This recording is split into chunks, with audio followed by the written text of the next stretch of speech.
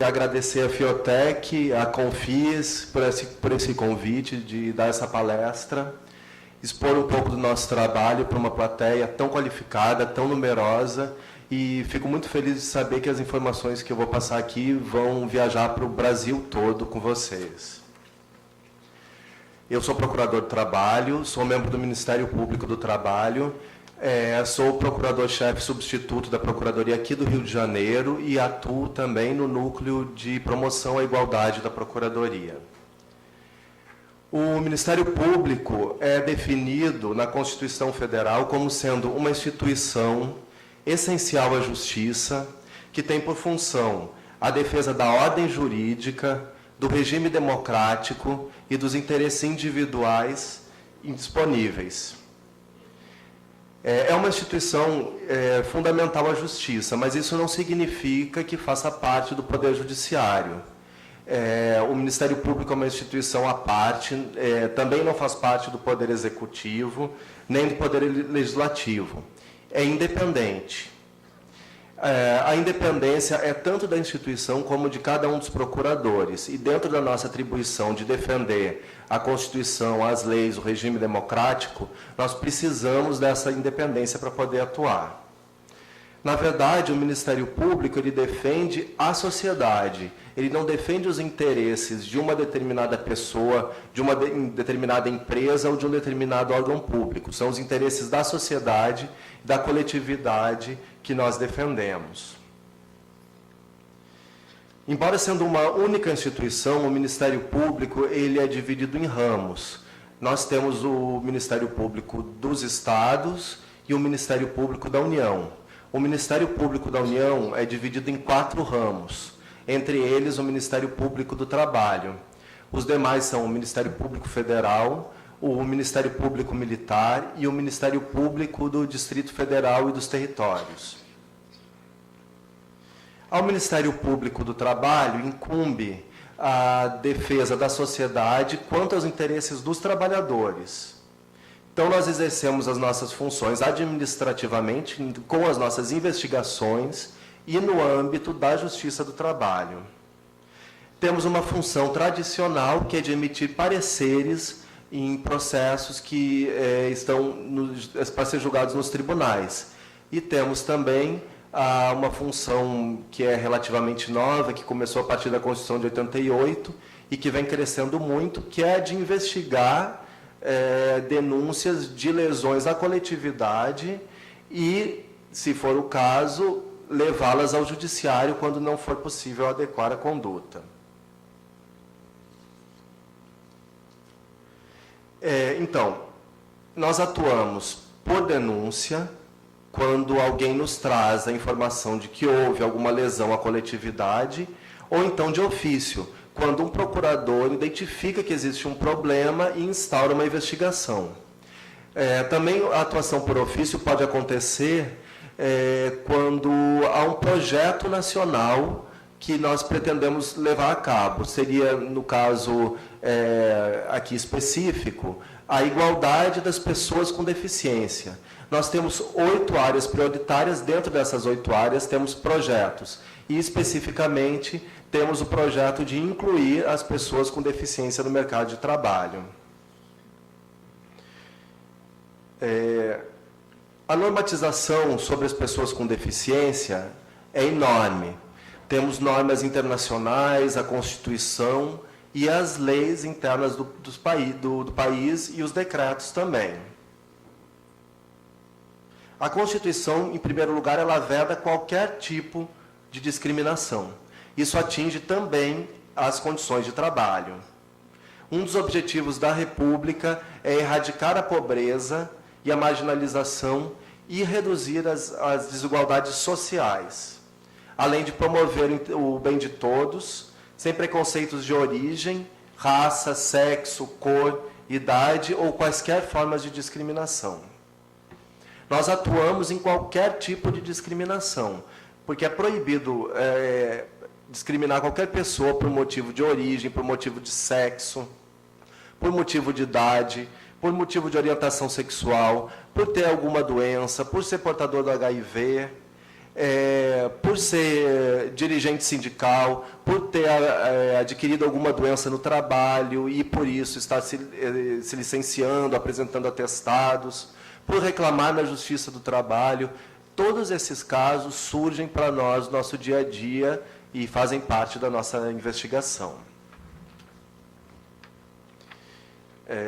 Mas a questão da pessoa com deficiência, ela difere um pouco desses outros tipos de discriminação, porque não é preciso que se constate uma discriminação efetiva, ou seja, que se prove que a empresa não contratou uma pessoa por ela ter uma deficiência. Nesse caso, se trata de trabalho protegido. A lei identifica que essas pessoas, historicamente, foram alijadas do mercado de trabalho e ainda têm muita dificuldade de acesso ao mercado de trabalho. Por isso, ela criou cotas para que as empresas devem cumprir um percentual de pessoas com deficiência no seu quadro de empregados. Por isso se chama trabalho protegido.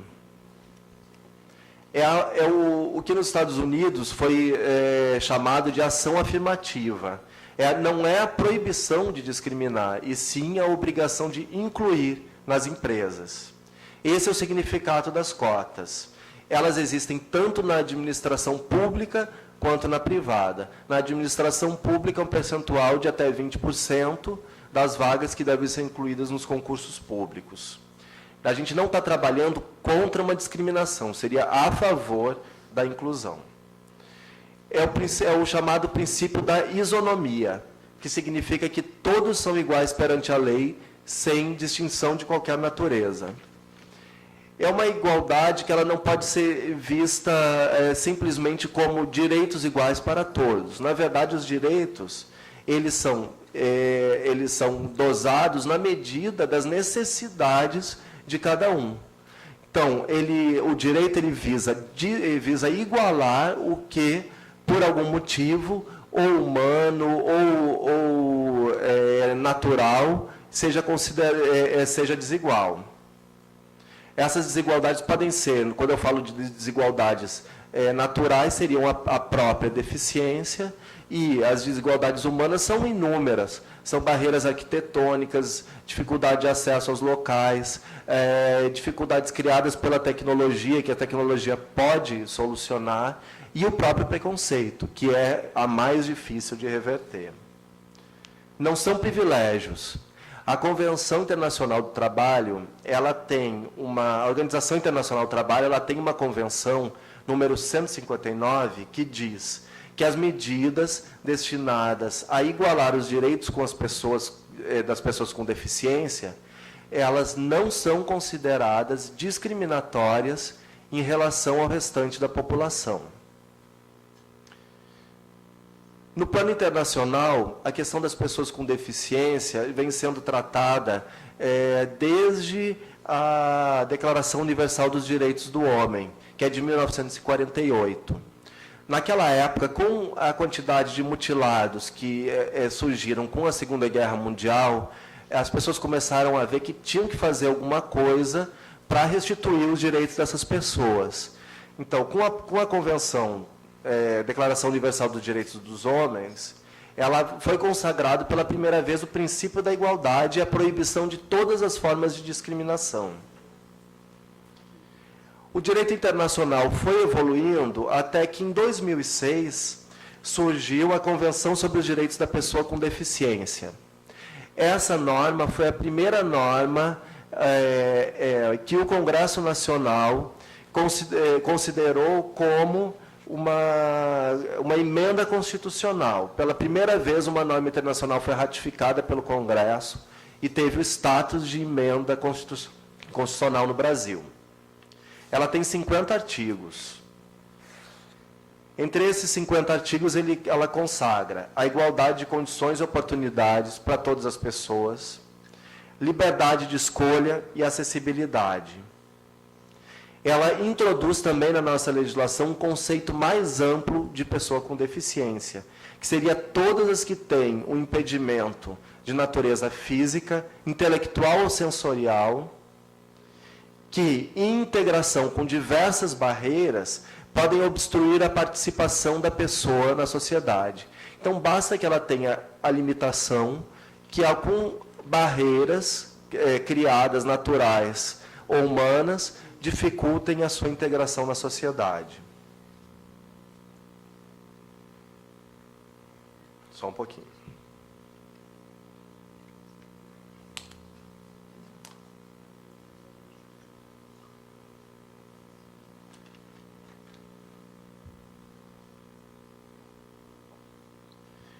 Do ponto de vista trabalhista, a nossa Constituição proíbe qualquer tipo de distinção em relação a critérios de admissão e salários para o portador de deficiência.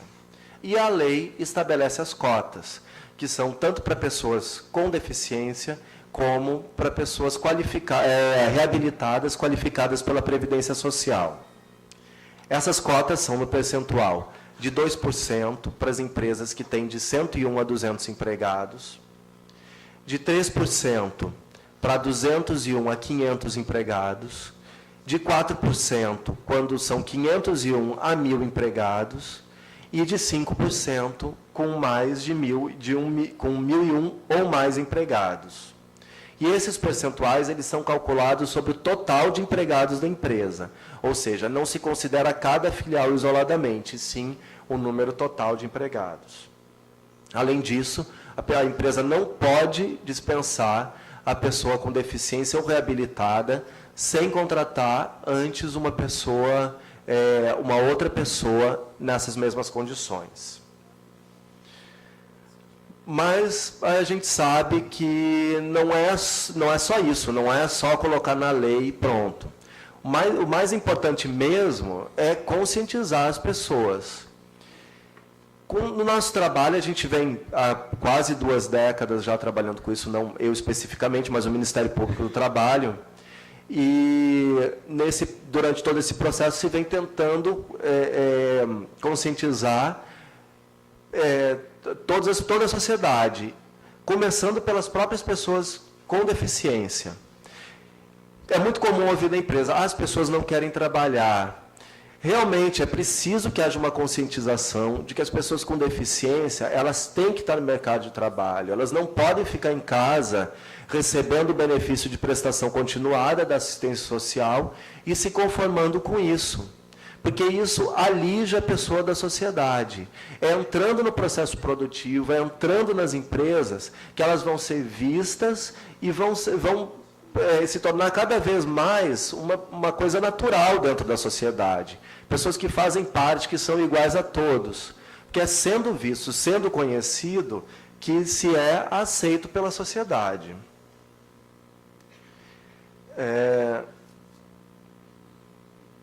É preciso ver que o direito ao trabalho, ele vai muito além da subsistência, ele não significa só um salário. O direito ao trabalho é um dos principais direitos humanos, porque ele traz para a pessoa dignidade, ele a inclui num meio social, num meio profissional, que cria um vínculo de solidariedade entre as pessoas. Ele contribui para a realização pessoal através da realização profissional. Ele contribui para o desenvolvimento da personalidade, de todas as potencialidades da pessoa. Contribui para a valorização do ser humano dentro da sociedade, como parte do processo produtivo. E até mesmo ele contribui para a promoção da própria saúde física e psíquica da pessoa. Então, por isso, ele é um dos principais direitos humanos. Então, além de conscientizar as pessoas com deficiência, nós procuramos conscientizar os próprios membros do Ministério Público do Trabalho, que não são imunes a esse processo. Tanto a pessoa que entra nova na instituição, que ainda não trabalhou com a questão, embora deve ter estudado para o concurso, quanto os procuradores que atuam em outras áreas e, num determinado momento, eles vão para a área de igualdade.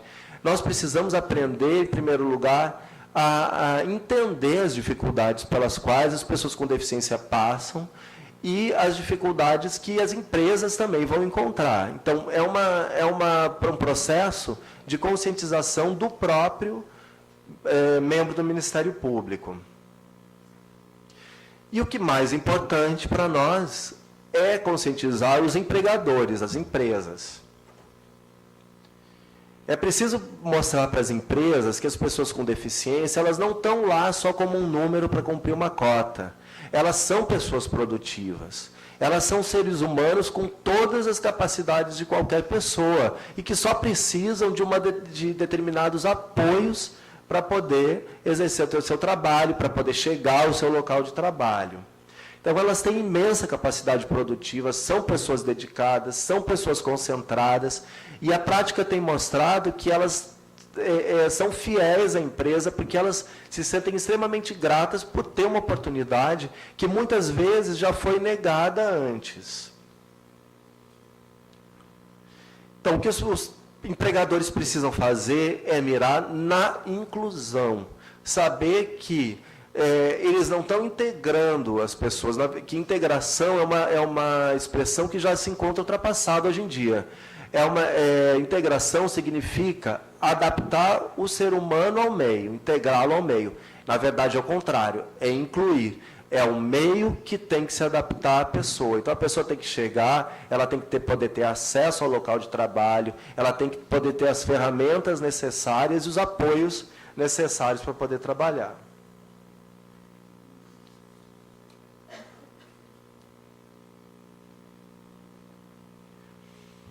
Outra questão que eu acho importante sempre falar é sobre a nomenclatura, porque se falava muito em pessoas portadoras de deficiência, portadoras de necessidades especiais. Na verdade, o que a gente procura sempre falar, pessoas com deficiência, porque a pessoa tem a deficiência, ela não porta a deficiência. Portar dá a impressão de que a pessoa poderia se liberar da deficiência por sua vontade própria. E portador de necessidades especiais não é nem sempre uma pessoa com deficiência. Ele abrange também outras categorias. Mas é claro que isso não é o fundamental. Não é a nomenclatura politicamente correta. O importante, como diz o ex-procurador do Trabalho, que atualmente é desembargador do TRT do Paraná, é que os instrumentos para a mudança se aninhem nas mentes e nos corações dos homens.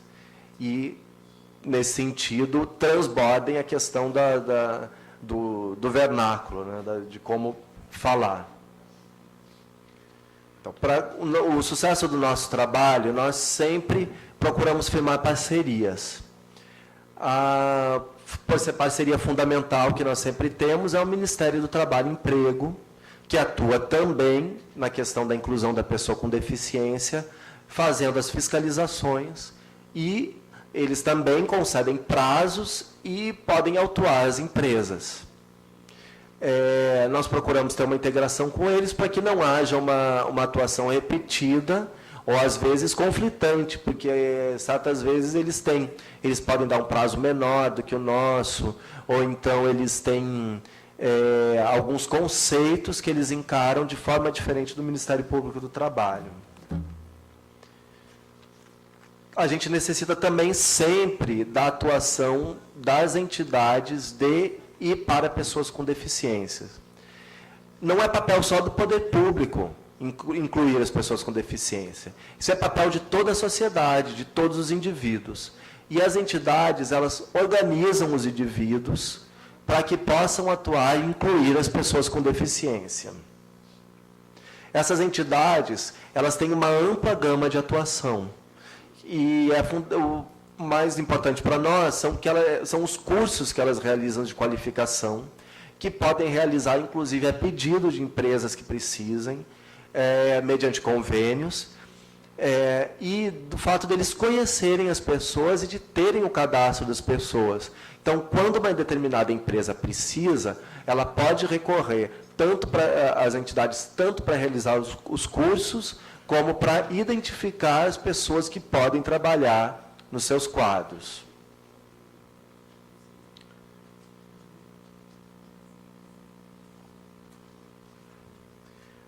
Além disso, os outros ramos do Ministério Público também atuam em conjunto com o Ministério Público do Trabalho, porque eles também são responsáveis por atuar na questão, só que não diretamente com a questão trabalhista, mas pode atingir diretamente a questão do trabalho, como, por exemplo, a questão da acessibilidade, a questão da punição criminal e civil de quem descumpre a lei, de quem discrimina.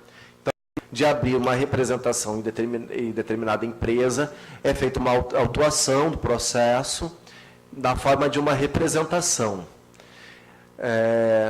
que depois pode ser convertida no inquérito civil. A primeira atitude, normalmente, é pedir para a empresa apresentar documentos, informar quantos empregados ela tem, apresentar o CAGED, mostrando a quantidade de empregados, e comprovar quantos são portadores, quantos são pessoas com deficiência. Até eu, às vezes, confundo a nomenclatura. Então, quantas pessoas têm deficiência na empresa e quantos empregados são, para verificar se está cumprindo a cota. Deve apresentar sempre os atestados médicos, para a gente poder comprovar de forma técnica se a pessoa se enquadra na cota ou não. Se ela não estiver cumprindo a cota, o que ainda é muito comum, a gente chama para uma audiência. E o objetivo da audiência é firmar um termo de compromisso de ajustamento de conduta. Nem sempre é possível firmar o compromisso na primeira audiência, muitas vezes se dá mais um prazo, mas o processo vai caminhar para isso, vai caminhar para o que a gente chama de um TAC, o compromisso formal da empresa de contratar as pessoas com deficiência até atingir uma determinada cota. Nesse termo, nós podemos dar prazos para a empresa, porque nós temos consciência de que não é de uma hora para outra que se consegue contratar as pessoas com deficiência. No TAC, muitas vezes são previstas outras medidas da empresa, como, por exemplo, realizar cursos, promover a adequação do ambiente de trabalho. Então, quanto mais a empresa fizer, mais chance ela tem de ter um prazo maior, porque se ela realiza cursos, ela está demonstrando que ela tem real interesse em cumprir a cota. Então, dessa forma, ela consegue um prazo maior. Caso não seja firmado o TAC, nós precisamos recorrer ao Poder Judiciário, através de uma ação própria do Ministério Público, que se chama Ação Civil Pública, que é proposta pelo Ministério Público do Trabalho na Justiça do Trabalho. Nessa ação, normalmente, além do cumprimento das cotas, normalmente num prazo mais exíguo, porque já foi demonstrado que a empresa resiste e ainda não, parece que não caiu a ficha que tem que cumprir a cota. Então, numa ação, nós pedimos normalmente um prazo mais exíguo e também uma indenização pelos danos causados pela coletividade durante todo o tempo em que ela deixou de cumprir a cota. Mas nada impede que no curso de uma ação, embora com esses pedidos mais rigorosos, a empresa demonstre que tem interesse em cumprir e faça uma conciliação, que seria o acordo nos autos do processo, o acordo dentro do processo judicial. Nessa conciliação, novamente, a gente pode estabelecer prazos e várias obrigações.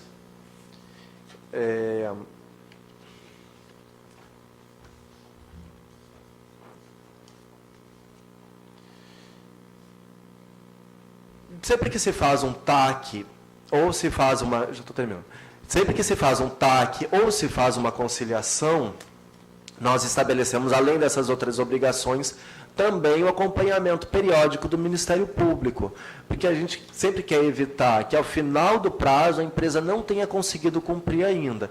Então, a gente vai monitorando, vai vendo o que foi que a empresa cumpriu e vai vendo quantas pessoas, à medida que o tempo vai passando, a gente já vai vendo quantas pessoas que estão sendo contratadas para evitar chegar no final e não ter mais tempo de cumprir adequadamente e acabar nos obrigando a fazer uma execução do TAC. Uma execução é uma ação em que o termo ou a conciliação judicial ela é usada como um título executivo judicial, ou seja, é o título que permite com que a empresa, que a multa seja diretamente executada da empresa. Então, além de executar a multa, nesse caso, nós vamos executar as obrigações, todas as obrigações, exigir que ela cumpra todas as obrigações assumidas nesse termo ou então nessa conciliação. Mas a gente sempre espera que isso não aconteça, né? Esse sempre é o último recurso e, na verdade, nós ficamos felizes quando conseguimos resolver sem precisar de uma execução ou de uma ação, e até quando dá para resolver sem precisar nem de um TAC, melhor ainda, se a empresa se adequa, sem precisar nem sequer de assinar um compromisso, é a situação ideal. Mas, quando não dá, se parte para todas essas outras medidas. A gente sabe que as pessoas com deficiência foram historicamente alijadas do mercado de trabalho, alijadas da sociedade, de todos os direitos, chegando ao ponto de, em determinadas sociedades, não ter nem sequer direito à vida. Então, a gente vislumbra agora, no terceiro milênio, a possibilidade de mudar essa situação, e já é a hora de mudar essa situação. E o Ministério Público do Trabalho está aí, não foge a essa atribuição que foi cometida pelas leis e pela Constituição e pelas normas internacionais. Obrigado.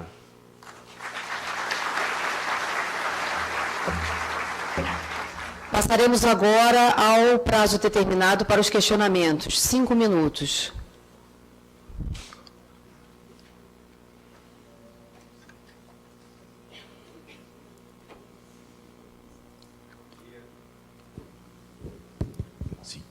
Bom dia, meu nome é José Gama, sou advogado da Fundação Renato Azeredo, de Belo Horizonte. Bom, acho que todos os colegas aqui advogados compartilhamos a mesma situação de dificuldade no cumprimento, principalmente por conta das cotas, que, a meu ver, são tanto quanto elevadas. Então, eu tenho dois questionamentos.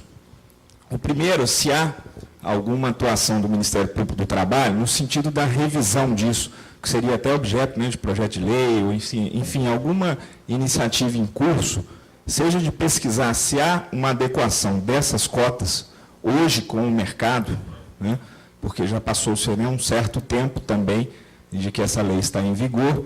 Então, qual é o acompanhamento que o Ministério Público do Trabalho faz dessa adequação em termos dos percentuais das cotas e a realidade do mercado de trabalho desses deficientes, E a segunda pergunta seria o seguinte: se não há uma certa transferência de responsabilidade para o empregador de cumprimento dessas cotas, no sentido de que hoje no Brasil nós temos um sistema S, que existem diversas entidades aí que inclusive têm muita estrutura e têm muito recurso público para treinar e qualificar pessoal, e, na verdade, se vai exercer uma ação fiscalizatória direto no empregador, quando poderia ser feito diretamente nessas instituições para ver, primeiro, quantas pessoas elas disponibilizaram efetivamente para que fossem contratadas, antes de se chegar ao empregador para puni-lo pela não contratação.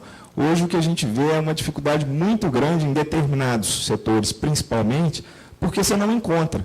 E muitas vezes também procuramos, vamos fazer convênios e tudo para cursos e tudo mais, mas não se tem, realmente não se tem mão de obra. Mas, ao mesmo tempo, existe um imperativo legal que tem que ser cumprido. Então, ficamos aí num dilema entre tentar cumprir e, muitas vezes, não conseguir, não por falta de iniciativa, mas sim por uma impossibilidade mesmo. Então, eu gostaria de saber a posição do Ministério Público do Trabalho nesses dois temas. Obrigado. Olha, em relação ao primeiro tema, seria se o Ministério Público do Trabalho estaria pensando em adequar as cotas à realidade, seria isso, Bom, o Ministério Público do Trabalho tem uma coordenadoria nacional que se chama Código de Igualdade, que discute essas questões. Mas o nosso viés é sempre pela defesa dos trabalhadores e, no caso, pela defesa das pessoas com deficiência. Então, nós procuramos manter as cotas e, em hipótese nenhuma, reduzi-las. Isso não é papel do Ministério Público do Trabalho pensar em fazer redução de cota. A outra pergunta seria quanto à dificuldade, é mais ou menos isso, né? Bom, se você tiver mais alguma coisa para me perguntar, pode complementar depois. Existe a dificuldade, nós sabemos, só que a lei já tem mais de 20 anos. Então, essas empresas, todo mundo já deveria ter se mexido antes, na verdade. Quando a gente se depara com essas situações de empresas que alegam a dificuldade, o que nós podemos fazer, e que alegam que é realmente real, muitas vezes, é dar prazos e estabelecer essas medidas. As empresas, na verdade, devem propor essas medidas, realizar cursos, convênios com entidades, para procurar as pessoas com deficiência para que elas possam ser contratadas. Seria isso, na verdade. Não pode, de forma nenhuma, restringir a cota a empresas que pedem para excluir algumas funções, que não encontram pessoas com deficiência ou não teriam como. Realmente, algumas funções é muito difícil. Então, nesses casos, a gente sempre orienta que a cota deve ser cumprida nas demais funções da empresa. Sempre existe um setor administrativo e sempre existem funções que podem ser exercidas por pessoas com deficiência. Sou Neilton, sou superintendente da Fundação de Apoio ao Instituto Federal Fluminense. Talvez aqui, né, seja o único cadeirante. E já participei, né, de outros debates, de discussões que poderiam levar o dia todo falando sobre essa questão, porque ela é muito mais ampla do que simplesmente tem gente ou não tem gente para ocupar a vaga. Né? Nós temos vários problemas. Um deles se diz o transporte. Né? Como é que o deficiente, que não pode locomover, que não tem emprego, não está trabalhando, não pode ter carro, não tem como sustentar, vai trabalhar na empresa. Né? Começa por aí. Você não vai colocar nunca ele para trabalhar, porque ele não tem como se deslocar, a não ser que a empresa vá buscá-lo em caso que não vai fazer. Né? E aí a gente vê isso sendo burlado. Por exemplo, aqui ontem eu estava vendo, parou um ônibus para buscar o pessoal aqui para levar para a abertura. Aí você vai, no ônibus está lá, o símbolo da cadeira de roda. Eu não entendo, aí o Ministério Público pode me responder. Como é que se permite colocar um símbolo de acessibilidade em um lugar que não é acessível?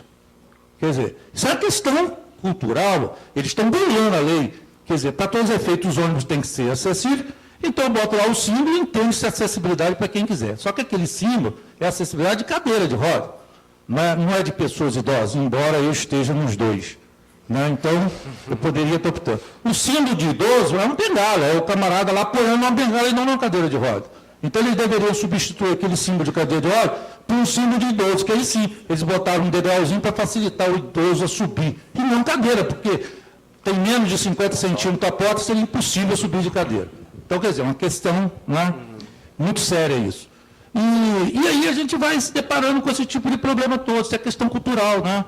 As pessoas não estão preparadas, não é porque são burras, são incompetentes, né? Eu tive paralisia infantil, não tive paralisia mental, então não tem problema de aprender nada, até porque eu cheguei onde eu cheguei. Mas tem dificuldades de acessibilidade. Ontem mesmo saí por aqui, fui lá na beirada da praia e tal, a prefeitura tem uma rampa, só que a rampa, por ser baixa, fica cheio d'água. Então eu preciso não de uma cadeira de roda, mas de uma lancha para poder atravessar a rampa.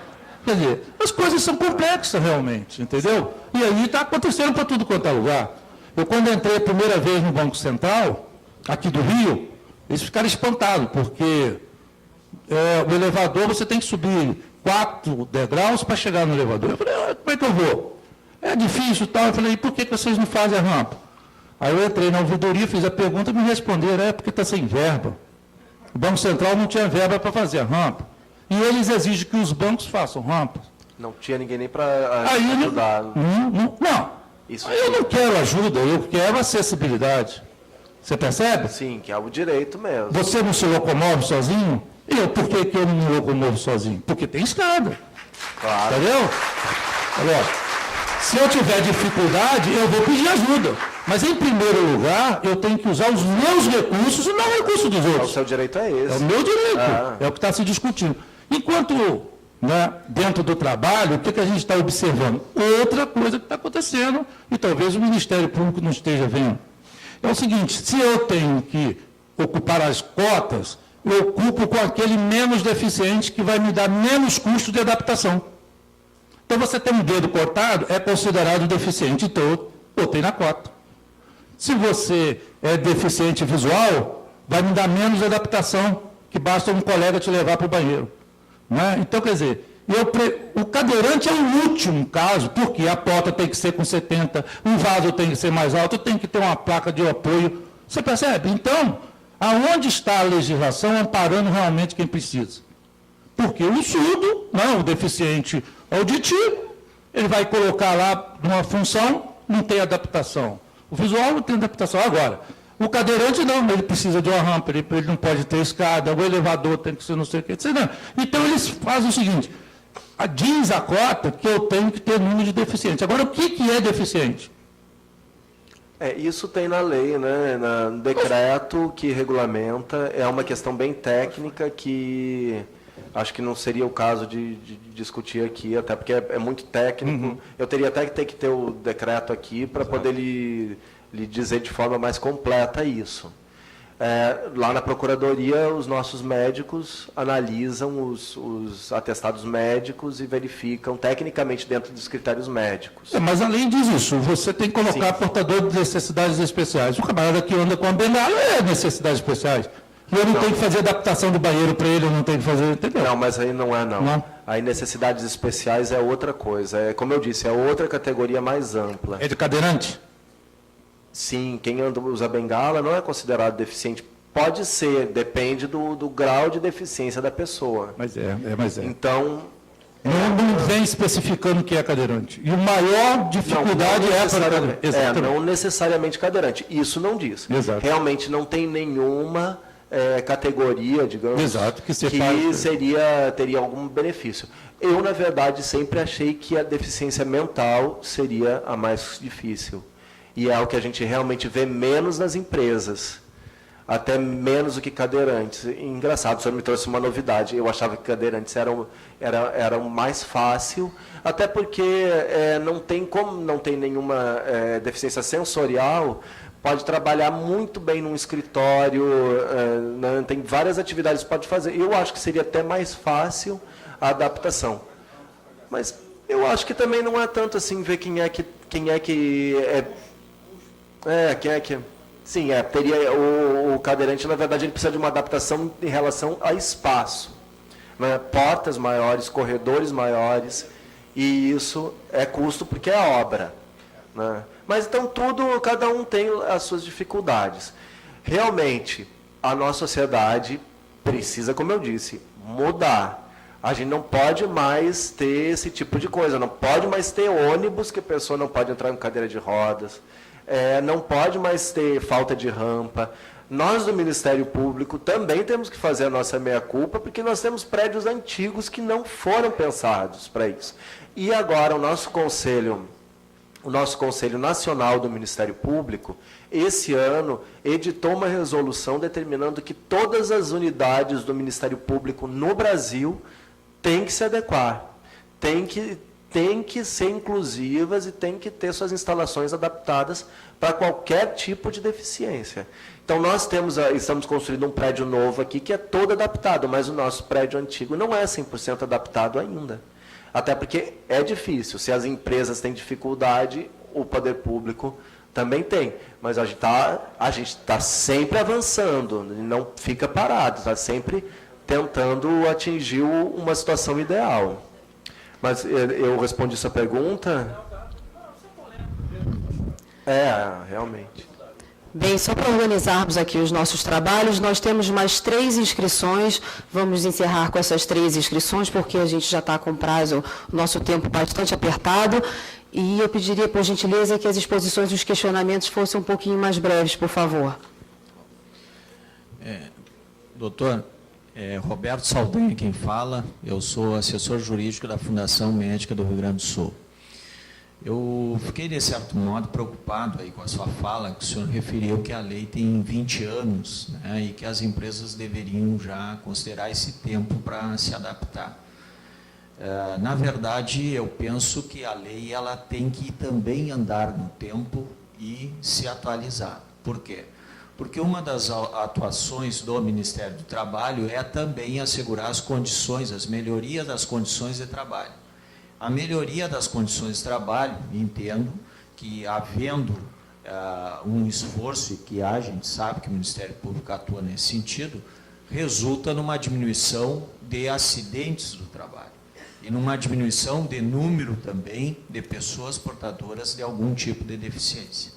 Eu acho que esse discurso, não, tem a lei, a cota é essa e ela é fixa, ela dá até a entender que daqui a pouco seria necessário aumentar o número de deficientes, e que eu vejo que isso aí é contrário até mesmo ao que a gente hoje vislumbra.